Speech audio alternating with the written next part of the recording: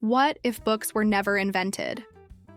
Imagine a world without books. No tomes, no scrolls, no textbooks. No one ever conceived of packaging a long thought into a cohesive written form. Everything we call literature, a textbook, or a document exists only in oral form, in ritual, in an object. How would we live?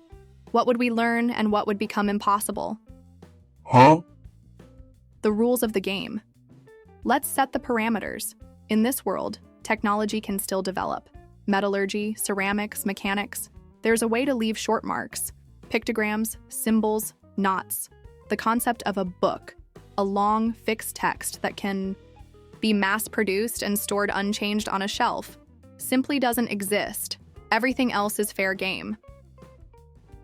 Primary adaptations. Oral culture and living libraries without books. Oral tradition gains a completely different status, not just domestic, but institutional. Professional knowledge keepers emerge. Memory weavers, song keepers, knot masters. They don't just tell stories, they build special mnemonic devices. Songs, dances, intricate knots, architectural symbols, and train the memory of entire generations. The state and law in an oral world. The law is, first and foremost, a public ritual. Legal texts are recited in public squares and temples, accompanied by specific intonations and rhythms. Court rulings are announced aloud and recorded as knots or carved tablets. But this recording is more of a structural marker than a detailed text. Therefore, courts rely on the collective memory of the community. This format provides transparency. Everyone has heard and seen it, but it also makes laws more alive. Their phrasing is subject to variation and depends on the power of the orator. Technological replacements. Knot-based communication, pictography, and mechanical instructions. Long thought. Must be sewn into an object.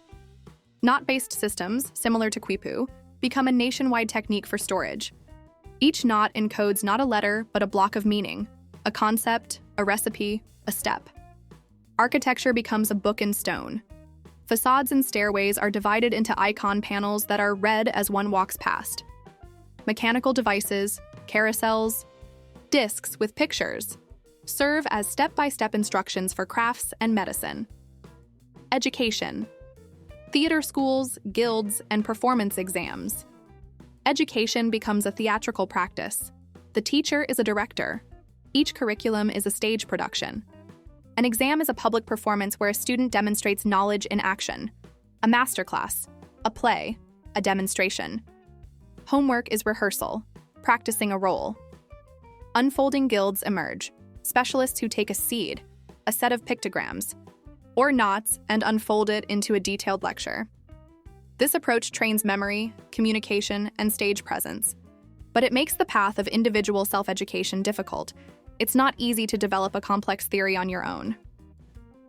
Science without print. Tours and replication as a spectacle. Science isn't published in an article, but through a theatrical tour.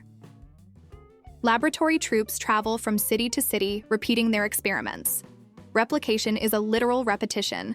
The same procedure, the same movements, the same voices. Echo domes appear. Halls where the architecture aids the structure of a proof. The vault holds the table of contents, and the acoustics amplify key phrases.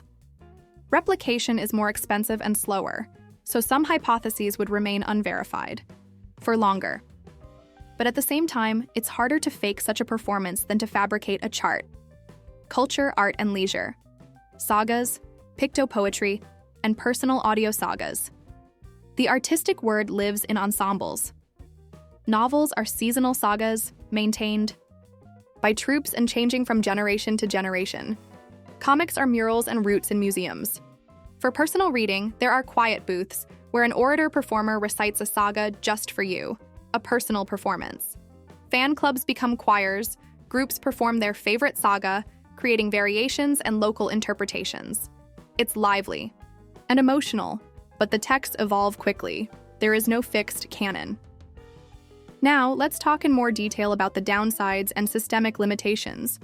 This is the most detailed and most important section. The absence of books wouldn't just create cultural quirks, It would erect systemic barriers that would slow the spread of knowledge, threaten the preservation of information, and limit the depth of intellectual development. Let's break it down, point by point, with more detail and examples. The bottleneck of mass distribution. A print run allows a single author to reach millions. In an oral system, scale is a logistical challenge. To educate entire regions, you need tours and broadcasts. Without them, vast blank spots of knowledge remain. Imagine a new agricultural technique is invented in the capital. For farmers in a distant province to learn about it, a troupe must travel there, set up a demonstration, and perform a series of repetitions. In a print world, an instruction manual on a shelf makes the solution available the day it's published. Vulnerability to catastrophes, wars, and migrations. A book can survive droughts and epidemics. It can be stored for decades, even centuries. Human memory is not so resilient. Diseases, wars, or mass migrations could lead to the irreversible loss of schools and entire traditions. A medical technique, refined over decades in a guild, vanishes because its main practitioners died in an epidemic. Years later, sophisticated surgical techniques would have to be rediscovered through trial and error. Distortion of data and facts. The game of telephone also works at the community level. Every retelling adds a little spice. Times, coefficients, measurements, and proportions become distorted. This is fatal for precise disciplines. Example: the recipe for an alloy requires precise temperatures and ratios. With oral transmission and no mechanical counters, percentages and decimals slip away. The resulting product breaks under stress. Limits on cognitive depth and complexity. A book is an external memory. It provides a workbench where you can construct long proofs, recursive arguments, and complex calculations. Without it, mental projects are limited by what a person can hold in their working memory. Example: major mathematical proofs require dozens of intermediate lemmas and references. In an oral system, ensuring the accuracy of the entire chain is extremely difficult, meaning entire fields of theory would remain inaccessible. Replication and verification become costly to verify. An experiment, you have to repeat the show, gather the equipment, the team, and an audience. The resource-intensive nature of verification means many hypotheses would go untested, and flawed ones would circulate for longer. Imagine a junior scientist formulates an idea but lacks the funds for a tour.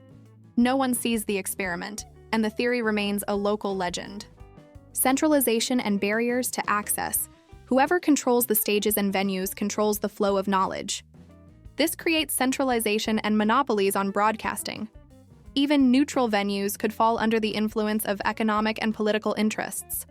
For example, provincial voices might not be able to afford to rent a venue to present their methods. Access is granted only to famous troupes sponsored by the elite. Fragmentation of knowledge and disciplinary dialects. Different cities would process and adapt knowledge in their own ways. Without a unified record, standards diverge, and local dialects and incompatibilities arise. Inter-regional trade standards would differ. A product made with one technology might fail when used in another region.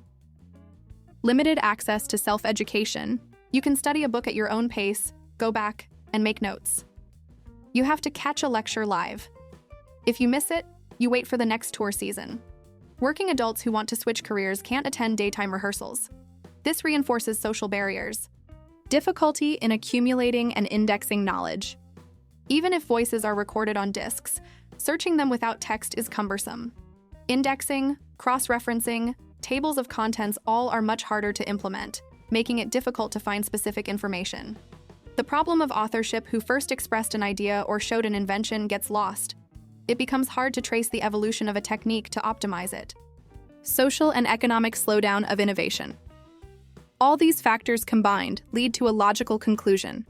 The absence of a cheap, scalable technology, the book, slows not only the spread of knowledge, but the very pace of technological progress itself. Mass literacy as we know it would arrive much later, and the average complexity of engineering systems might remain decades, if not centuries, behind our own achievements. Compensating mechanisms and possible workarounds. However, humans are resourceful. What mechanisms could soften these downsides? Architectural relief indexes, standardized knot codes, state-sponsored replication funds, family memory boxes with tokens, and early automation of sound archives and visual instructions. The key is standardization and institutional guarantees. If a standardized system of knots with clear numerical codes and reading mechanisms were developed, many problems with distortion and indexing would be reduced. But developing such systems is an enormous social undertaking. Technological velocity, voice before print. Instead of books, voice technologies would develop rapidly. Advanced phonographs, magnetic media, early audio technology, and a radio network long before mass printing. The internet of such a world would be primarily audiovisual. Queries are spoken, and answers are complex lectures assembled from many fragments. Everything I've said so far has been about the downsides, but there are upsides too. People would listen more attentively and value the spoken word. Society would be more focused on public accountability. A crowd verifies a performance. Culture would be more flexible, with ideas being rapidly tested in a live setting. Artistic expression would become more collective and performative. Example: political rhetoric would be less anonymous speakers perform face-to-face. Manipulation requires a massive stage presence, which makes lightning-fast fake news harder to pull off. We live in a world of books, but we're already on a hybrid path: podcasts, streams, video lectures. The best path is to combine them. Books for depth, audio and video for learning and mobility. To write is to record. To speak is to inspire and to demonstrate. So, if books never existed, the world would be louder, more ritualistic, and slower. We would have learned to value the voice as a source of power and memory.